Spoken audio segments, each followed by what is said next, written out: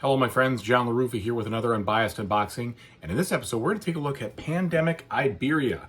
They finally reprinted the game so I can get my hands on a copy. Let's take a look at what's inside. Okay folks, and as usual, please like and subscribe to my YouTube channel if you haven't done so already, and if you have, thank you so much, I really appreciate it. It's helping me out a lot. Okay, looking at the back, it would definitely be nice to see a little bit more of the game board. I mean, I see the 1, 2, 3.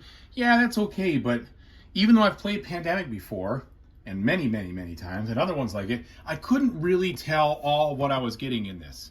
Okay, so I would have preferred to see a little bit more of an overview on the back, or some, more of the full board and such. That's just me, but that's why it's unbiased, I guess. All right, so let me slice this way so I don't cut the box. I have been looking forward to getting my hands on a copy of this for a while. I originally missed the boat many years ago when it came out in 2016, and kind of regretted it, so I was happy to see it in the store today. Kind of a surprise. All right. Looks like my box got a little damage in transit, regrettably. See if I can get the thing open. All right, on the inside, standard black, nothing special there. I did already read the rules, and I have, of course, played Pandemic many times. So these rules were very similar to what the other games had, but I will commend them for plenty of examples and example turns and all the information you need to make it so that you can pretty much read the rules once and feel like you know what you're doing, even with the extra 2 scenario add-ons, the challenge for the patients and the challenge for the historical diseases. So overall, really good job on the rule book there. Okay, this is some super thin cardboard. Don't know why they had to go that thin, but that's about as thin as I would say you could even still call it cardboard. So I don't know. Hopefully it'll be fine. It probably will be, but I'd like it a little thicker. Here is the game board proper, which you couldn't see from looking at the back of the box because it wasn't displayed. So it's not a ridiculously large game board here.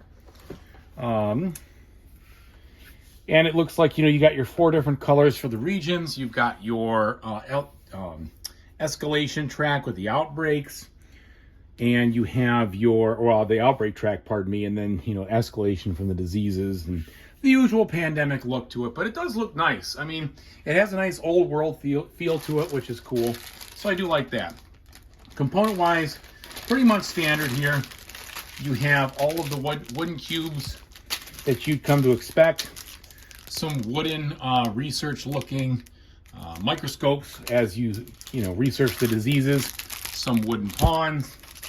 Specialized hospitals, which is interesting in this one. So you only build 4 of them, and they have to be in the region that you build them in. And then a couple other indicating tokens to show where you are in your infection track and your outbreaks. Now let's take a look at the card quality here. Looking at them, they look to be the usual standard, I don't know, I use the Mayday green sleeve ones, but the 2, that's like, what is it, 2 1/4 by 3 1/2 or something like that, or the standard decks, okay? Not the strange Euro sizes or anything like that. It looks like the standard. Okay, so anyway, card quality is a little on the thin side here. You do have a texture, but you're probably going to want to sleeve these. These are going to get shuffled a lot, mixed up. Okay, so those are the usual player aid cards. Then you have the infection decks here, which kind of, which they have the city on them. I'm not sure if this is the infection deck, actually. This is probably the city cards themselves. So, or maybe not. Yeah, this is the infection deck. So you see clearly where the city is, the name of the city. That's kind of helpful there. So it'll make it easier to find what you're looking for pretty quickly. And pretty standard thematic looking art there. Okay. Which is, I guess, what you want. Having historical looking artwork for each of the city would just probably make it a little bit hard to find. At this point, when you're flipping things over, you're looking to place those cubes quickly so you can make some decisions. So I'll give them that. The back of the cards do look nice though. with a, you know, little, I don't know what you call that, but the design and stuff is fun. And the design inside here looks very cool too. So overall, I got a good old world theme and feel. Here's my different disease cards. So if you use these, you're going to have a disease that behaves differently than the other ones. Does different things, spreads different ways, harder to cure, that sort of stuff, or treat, I should say. Then we have our 7 different player abilities here, and they've looked pretty interesting. I read them. Then you have your usual epidemic cards.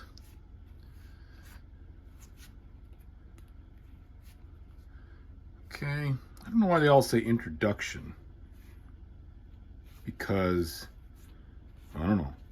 Anyway, they all say introduction, not exactly sure why. And then we have the city cards here. And the city cards, the way that you figure out who's the first person is, it's whichever one has the earliest founded city. All right, so I do also like that it shows you where it is. They are nice and illustrated, and you can see on the map where it's going to. So that's pretty good. All right, so those are all pretty standard artwork-wise. And then we go to our event deck here, which has kind of an old-timey sepia feel to it.